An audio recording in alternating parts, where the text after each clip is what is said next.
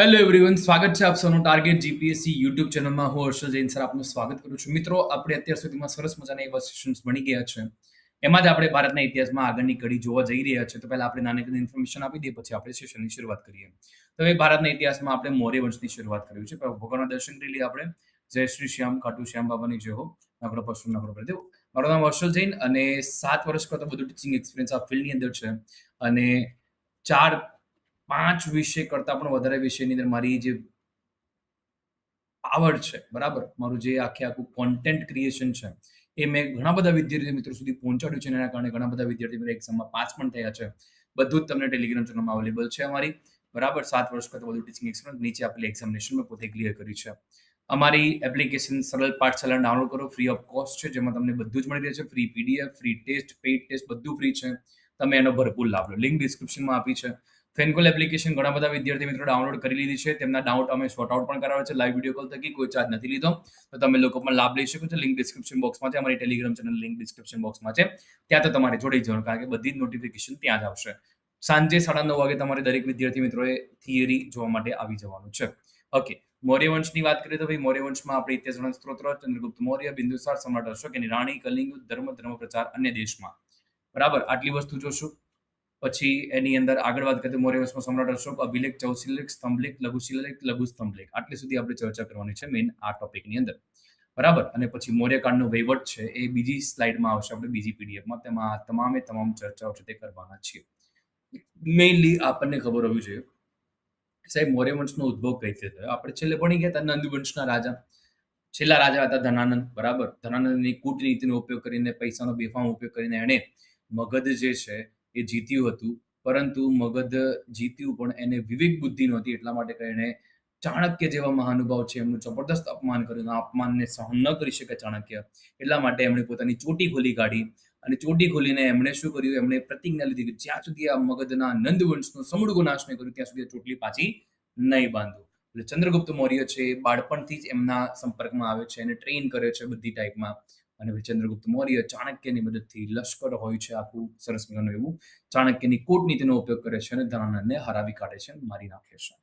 અને આ રીતે મગધ ઉપર મૌર્ય વંશની સ્થાપના થાય છે. આ સ્ટોરી છે શોર્ટમાં. બધી ડિટેલ આપણે ચર્ચા કરીશું, રાઈટ. પ્રાચીનતમ રાજવંશ આપણું મૌર્ય વંશ અને સ્તૂપ છે બૌદ્ધ ધર્મને સંબંધિત હોય છે, તમને ખ્યાલ જ છે બધાને. ઓકે, તો સૌથી પહેલા ઇતિહાસ જાણવાના સ્ત્રોતની વાત કરીએ. વિદેશી સાધન સામગ્રી, બે ઓનેસિક્રિટસ છે, નિકર્સ છે વગેરે મૌર્ય વંશના સમયની ભારતની રાજકીય સ્થિતિનો ખ્યાલ આપે છે. ઓનેસિક્રિટસ પછીથી ભારત વિશે લખ્યું, જેમાં મૌર્ય રાજ્ય વહીવટનો ઉલ્લેખ કરેલો છે. પછી મેગેસ્થનીસ પોતાના ઇન્ડિકા નામના ગ્રંથમાં મૌર્ય રાજ્ય વહીવટ, રાજધાની પાટલીપુત્ર, જે સામાજિક જીવન વ્યવસ્થા વગેરે લગતા ઉપયોગી માહિતી પૂરી પાડતી બધી જ વસ્તુઓ લખી છે. કોણે? મેગેસ્થનીસ છે એને પોતાના ઇન્ડિકા નામના ગ્રંથમાં. તમને જણાવી દઉં કે ભારતીય ઇતિહાસના પિતા જે છે ને એ કોણ કહેવાય? ભારતીય ઇતિહાસના પિતા તો મેગેસ્થનીસને કહેવાય. અને જો આખા ખાલી ઇતિહાસના પિતા પૂછે આપણને કે ભાઈ ઇતિહાસના પિતા કોણ, હેરોડોટસ, બરાબર, હેરોડોટસ, રાઈટ. ચલો ઠીક છે, આટલી સ્લાઇડ બધાને ક્લિયર હોવી જોઈએ. આમાંથી આપણને સારા એવા પ્રશ્નો પૂછી શકે. મેગેસ્થનીસનો ઇન્ડિકા નામનો ગ્રંથ, બરાબર. ભારત વિશે ઓનેટ સિક્રેટ્સ પછી લખ્યું, તેમાં શું ઉલ્લેખ છે? તો મૌર્ય રાજ્ય વહીવટનો ઉલ્લેખ છે, રાઈટ. તો આ બધી વસ્તુ ખ્યાલ આવજો આપણને. ઓકે સાહેબ, ઠીક છે. ઇન્ડિકાના આધારે અન્ય મહાનુભાવો છે એમણે પોતાના લેખો લખ્યા. તો ભાઈ ઇન્ડિકાના આધારે સ્ટ્રેબો, ડિયોડોરસ, એરિયન, પ્લુટાર્ક, જસ્ટિન વગેરે ગ્રીક અને રોમન લેખકોએ પુસ્તકમાં મૌર્ય શાસન વ્યવસ્થાનો ઉલ્લેખ જોવા મળે. અશોકની રાજસભામાં રહેલા ઇજિપ્તના રાજા ટોલેમી બીજાના એલ્ચી ડાયોનિસિસ મૌર્ય રાજ્યતંત્રનો નિર્દેશ કરેલ છે. તો એક આ પણ આપણને ઇતિહાસ વિશેની ઇન્ફોર્મેશન પૂરી પાડે છે. બીજું, ઇતિહાસની વાત કરવામાં આવે, સેકન્ડ સ્ત્રોત છે ભારતીય સાધન સામગ્રી. એટલે વિદેશી સાધન સામગ્રી હતી. બ્રાહ્મણ, જૈન અને બૌદ્ધ સાહિત્ય ગ્રંથો ઉપયોગી માહિતી પૂરી પાડે છે. બ્રાહ્મણ ગ્રંથમાં વાત કરીએ તો ભાઈ કૌટિલ્ય દ્વારા અર્થશાસ્ત્ર છે એ સમયનો અમૂલ્યવાન, બરાબર, મૂલ્યવાન અહેવાલ પૂરો પાડે છે. આ જ શાસ્ત્રમાં મૌર્ય અને મૌર્ય પશ્ચાત સમયનું વહીવટી તંત્ર, વ્યવસ્થા, કરવેરા, કાયદા, રાજનીતિ, સમાજ જીવન, સામાજિક નિયમ, વેપાર, રોજગાર, સંસ્કૃતિ પ્રવાહ વગેરે આધારભૂત માહિતી મળે છે આ જ પુસ્તક એટલે કે અર્થશાસ્ત્રમાંથી. કૌટિલ્યના અર્થશાસ્ત્રના મોટા ભાગો લખાણ છે ને મેગેસ્થનીસના ઇન્ડિકાને મળતા આવે છે. એટલે ભાઈ બેમાંથી કોઈ એક જણે એકબીજાનું પુસ્તક છે એ લખ્યું હશે ડેફિનેટલી, તો જ મળતા આવતા હોય. બાકી એટલું બધું ના મેળ ખાય આમ જોવા જઈએ તો. મહાવંશ અને દીપવંશ જે બૌદ્ધ ધર્મના ગ્રંથો છે, પાલી ભાષામાં લખાયેલા છે, તેમાં મૌર્ય રાજ્યનો અવારનવાર નિર્દેશ આવે છે. ભદ્રબાહુનું કલ્પસૂત્ર અને હેમચંદ્રાચાર્યનું છે પરિશિષ્ટ જૈન પુસ્તકમાં મૌર્ય યુગનો ઉલ્લેખ આવે છે. વિશાખા દત્તના મુદ્રા રાક્ષસ નામના નાટકમાં ચંદ્રગુપ્તે મેળવેલ રાજ્ય અને તેની કારકિર્દીનું વર્ણન છે. પુરાણ કથા કથા સરિત સાગર બૃહદ કથા મંજરી ગ્રંથમાં પણ મૌર્ય શાસન તેને સમયનો છૂટોછવાયો અહેવાલ પણ આપણને મળે છે. તો આ આપણે ભારતના ઇતિહાસ જણાવવાનો સ્ત્રોત ટોપિક છે એમાં વાત કરી રહ્યા છે, રાઈટ. અને લાસ્ટ જે છે એ છે ભાઈ શિલાલેખ, મુદ્રા, સિક્કા અને અવશેષ. અશોક અને તેના અનુગામી રાજાના શિલાલેખો મૌર્ય શાસન વ્યવસ્થાનો સારો એવો પ્રકાશ પૂરો પાડે છે. સંપત્તિના લેખો પણ નોંધપાત્ર છે. પીપરવાનો સ્તૂપ, સાંચીનો સ્તૂપ, વિહાર વગેરે મૌર્ય સમય દરમિયાન બંધાયા હોવાનું મનાય છે, રાઈટ. તો આટલી વસ્તુ આપણને ક્લિયર હોવી જોઈએ. આઈ હોપ તમને બધાને આટલે સુધી ક્લિયર છે. ઓકે, તો આ મૌર્ય વંશનો ઇતિહાસ જાણવાના સ્ત્રોત આપણે ભણી ગયા. હવે ટુ ધ પોઈન્ટ આપણે જઈ રહ્યા છે મૌર્ય વંશની અંદર, એટલે કે ચંદ્રગુપ્ત મૌર્યથી શરૂઆત કરીએ. તો ભાઈ મૌર્ય વંશના સંસ્થાપક છે ભાઈ ચંદ્રગુપ્ત મૌર્ય. ઈસવીસન પૂર્વે 321 થી ઈસવીસન પૂર્વે 297-98 એ પ્રમાણિત સમયગાળો છે. ચંદ્રગુપ્ત મૌર્યએ પોતાના ગુરુ ચાણક્ય, કૌટિલ્ય, વિષ્ણુગુપ્તની મદદથી મગધના શાસક ધનાનંદની હત્યા કરી મગધ ઉપર અધિકાર કરી લીધો હતો. માતાનું નામ હતું મુરા મૌર્ય, પિતાનું નામ સર્વાર્થ સિદ્ધિ મૌર્ય. ચંદ્રગુપ્ત કોણ હતો, કયા વંશનો હતો, આ વિષયમાં વિદ્વાનોમાં મતભેદ પ્રવર્તે છે. એટલે ચંદ્રગુપ્તથી સંબંધિત ધારણાઓમાં બ્રાહ્મણ સાહિત્ય એવું કહે છે કે ભાઈ શુદ્ર છે. બૌદ્ધ અને જૈન સાહિત્ય એવું કહે છે કે ક્ષત્રિય છે. મુદ્રા રાક્ષસ પ્રમાણે વૃષભ અને કુલહીન છે. જસ્ટિન પ્રમાણે સાધારણ કુલમાં ઉત્પન્ન થયા છે.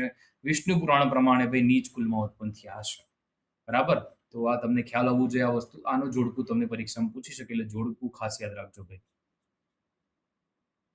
ઓકે, તો આટલી ડિટેલ આપ લોકોને ચંદ્રગુપ્ત મૌર્ય વિશે મળી ગઈ. આઈ હોપ તમને બધાને ક્લિયર હશે. આગળ વાત કરીએ છીએ આપણે નેક્સ્ટ પોઈન્ટ ઓફ વ્યૂમાં.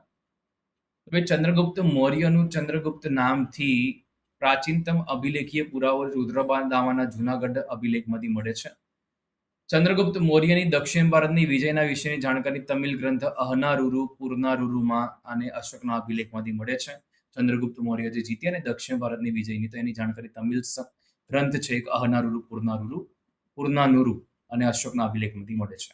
ઈસવીસન પૂર્વે 305 અંદર છે ચંદ્રગુપ્ત મૌર્ય છે યુનાની રાજા સેલ્યુકસ નિકેટરને હરાવી કાઢ્યો. ઈસવીસન પૂર્વે 305. બંને વચ્ચે સંધિ થઈ તે મુજબ નીચેની શરતોથી સેલ્યુકસે ચંદ્રગુપ્તને આર્કોશિયા, એરિયાના, હેરાત, મકરાન, મતલબ કે કાબુલ, કંદહાર, હેરાત, મકરાન આ સ્થળો છે તેમણે આપવા પડ્યા. બરાબર. હા, આ સ્થળો એમને આપવા પડ્યા. અને સાથે સેલ્યુકસ છે એ હોશિયાર હતો. એ પોતાની વિદેશી જાત અહીંયા સોંપી જવા માંગતો, એટલે પોતાની પુત્રીના લગ્ન ચંદ્રગુપ્ત સાથે કર્યા, જેનું નામ હેલન હતું. હેલન અથવા હેલના. સેલ્યુકસ પોતાનો રાજદૂત જે છે એ મેગેસ્થનીસ ચંદ્રગુપ્તના દરબારમાં મોકલ્યો હતો, ત્યાં તેમને ઇન્ડિકા નામની પુસ્તકની રચના કરી હતી. ચંદ્રગુપ્ત સેલ્યુકસને 500 હાથી આપ્યા હતા. બરાબર. ચંદ્રગુપ્ત જૈન ધર્મનો અનુયાયી હતો. ચંદ્રગુપ્ત મૌર્ય અને સેલ્યુકસની વચ્ચે થયેલ યુદ્ધનું વર્ણન એખિયાનસ દ્વારા કરવામાં આવ્યું છે. ચંદ્રગુપ્તનું પાટનગર પાટલીપુત્ર હતું. બરાબર. ચંદ્રગુપ્તનું જે પાટનગર છે તે ભાઈ શું હતું? પાટલીપુત્ર હતું. થોડીક ચર્ચામાં આપણે આગળ વધીએ તો ચંદ્રગુપ્ત મૌર્ય છે એ પોતાના ગુરુ ભદ્રપાહુ પાસેથી જૈન ધર્મની દીક્ષા લીધી. ચંદ્રગુપ્ત કર્ણાટકના શ્રવણબેલગોળામાં જઈ સલ્લેખના પદ્ધતિથી પોતાના પ્રાણ ત્યજી કાઢ્યા. સલ્લેખના પદ્ધતિનો અર્થ છે ભાઈ ઉપવાસ દ્વારા પોતાના પ્રાણ ત્યજી દેવા. સ્ટ્રેબો અને જસ્ટિન છે એ ચંદ્રગુપ્ત મૌર્યને સેન્ડ્રોકોટ્સ કહે. એરિયન અને પ્લુટાર્ક છે તે ચંદ્રગુપ્તને એન્ડ્રોકોટ્સ કહ્યું છે. એરિયન અને પ્લુટાર્ક. બરાબર. ચંદ્રગુપ્તને આ નામથી ઓળખાયું છે, એન્ડ્રોકોટ્સ. વિલિયમ જોન્સ સૌથી પહેલા પ્રમાણિત કહ્યું કે ભાઈ સેન્ડ્રોકોટ્સ ચંદ્રગુપ્ત મૌર્ય છે. બરાબર. આ ચંદ્રગુપ્ત મૌર્ય વિશે આપણે અહીંયા પૂરેપૂરી ચર્ચાઓ કરી ગયા. હવે આના પછી એમનો જે નેક્સ્ટ આવે છે એમનો પુત્ર બિંદુસાર, ઈસવીસન પૂર્વે 297 થી ઈસવીસન પૂર્વે 273. અહીંયા તમારે જોવાનું છે ભાઈ બિંબિસારમાં ડખા પડશે. બિંબિસાર હરેક વંશનો છે, બિંદુસાર છે તે મૌર્ય વંશનો છે. એનો પુત્ર બિંદુસાર ગાદી પર આવે. માતાનું નામ દુર્ધરા, પિતાનું નામ છે ચંદ્રગુપ્ત. યુનાની લેખકો બિંદુસારને શું કહે છે ભાઈ? અમિત્રો કિડીસ, અમિત્ર ઘાતક, એટલે કે શત્રુઓનો નાશ કરવા વાળો. પછી વાયુપુરાણમાં બિંદુસારને નંદસાર કહ્યા છે વાયુપુરાણની અંદર. અને ભદ્રસાર પણ કહેવાય છે. જૈન ગ્રંથમાં બિંદુસારને સિંહસેન કહેવાય છે અને બિંદુસારના સમયગાળામાં 2 વિદ્રોહ તક્ષશિલાની અંદર થયા છે. એટલા વિદ્રોહ ભાઈ 2 વિદ્રોહ જે છે એ તક્ષશિલામાં થયા છે. જૈન ગ્રંથમાં બિંદુસારને સિંહસેન કહેવાયા છે. પણ તમારે ધ્યાનમાં રાખવાનું વાયુપુરાણમાં બિંદુસારને નંદસાર ભદ્રસાર કહેવાય. આ બધું જોડકામાં સારું એવું પૂછાય. જો આપણે તૈયાર કર્યું હોય તો આપણને આવડે ભાઈ, બાકી ના આવડે. તક્ષશિલાનો પહેલો વિદ્રોહ જે છે ને એ અશોકે દબાવી કાઢ્યો, પણ બીજો વિદ્રોહ દબાવી શક્યો ન હતો. બિંદુસાર આજીવક સંપ્રદાયના અનુયાયી હતા. સિરિયાના રાજા એન્ટિઓક્સે પોતાનો રાજદૂત તરીકે ડાયમેક્સને બિંદુસારના દરબારમાં મોકલ્યો. બરાબર, ડાયમેક્સ મોકલ્યો. મિશ્રના રાજા ટોલેમી દ્વિતીય ફિલાડેલ્ફસે પોતાના રાજદૂત ડાયનાસિયસને બિંદુસારને દરબારમાં મોકલ્યો હતો. રાઈટ. યુનાની લેખક એથેનિયસ શું કહે છે સમજો બરાબર. આ પ્રશ્ન સારો છે. યુનાની લેખક એથેનિયસના પ્રમાણે બિંદુસારે સિરિયાના રાજા એન્ટિયોક્સ પ્રથમ પાસે 3 વસ્તુની માંગણી કરી. કેટલી ભાઈ? એન્ટિયોક્સ જે પ્રથમ છે સિરિયાના રાજા, એની જોડેથી 3 માંગણી કરી. કઈ માંગણી કરી? તો એક તો મીઠી મદિરાની, સૂકી અંજીરની, ત્રીજી છે તત્વચિંતક. પરંતુ એન્ટિયોક્સે પહેલી 2 વસ્તુ આપી, તત્વચિંતક દીધા જ નહીં. બરાબર, તત્વચિંતક છે તેમણે આપ્યા જ ન હતા. ઓકે, તો આ બિંદુસાર સુધીની આપણી ચર્ચાઓ અહીંયા પૂર્ણ થાય છે. બરાબર. યસ, ચંદ્રગુપ્ત મૌર્ય પછી બિંદુસારની વાત આપણે કરી ગયા. એના પછીના શાસક સમ્રાટ અશોક આવશે. સમ્રાટ અશોક વિશે આપણે આ ક્લાસમાં ચર્ચા નથી કરવી, એ આપણે એની ચર્ચા નેક્સ્ટ ક્લાસમાં કરીશું. આઈ હોપ તમને બધા મિત્રોને ક્લિયર હશે એવી આશા રાખીએ છીએ. વધુમાં વધુ મિત્રો સુધી શેર કરો. આપણી યુટ્યુબ ચેનલ છે, યુટ્યુબ ચેનલ સબસ્ક્રાઇબ કરવાનું ના ભૂલો, કારણ કે યુટ્યુબ ચેનલ પર તો બધું જ છે ભાઈ. તમે યુટ્યુબ ચેનલ સબસ્ક્રાઇબ નહીં કરો તમને મળશે ક્યાંથી બધી વસ્તુ ભાઈ? બરાબર, એટલે યુટ્યુબ ચેનલ ડેફિનેટલી તમારે સબસ્ક્રાઇબ કરવાનું ભૂલવાનું નથી. વધુમાં વધુ મિત્રો સુધી શેર કરો આપણી આ યુટ્યુબ ચેનલ પર. મેક્સિમમ મિત્રો જોડે એના માટે તમારે પ્રયત્ન કરવાના છે. પણ ધ્યાનમાં રાખજો, આપણે આ સિરીઝ જે છે આવનારી જીપીએસસી, પીએસઆઈ, કોન્સ્ટેબલ, તલાટી, સીસી કોઈ પણ પરીક્ષા માટે ભાઈ આપણી આ સિરીઝ છે તે હેલ્પફુલ છે. જો તમે સિરિયસ થશો તો તમારા માટે સારામાં સારું છે. અધરવાઇઝ તમારી વિશ છે, હું તમને આ બુકનું ફોર્સ ના કરી શકું. રાઈટ.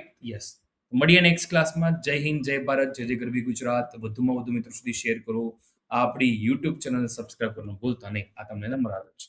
Tech care, bye. મળીએ નેક્સ્ટ ક્લાસમાં. Thank you for watching this video. Subscribe, share and like.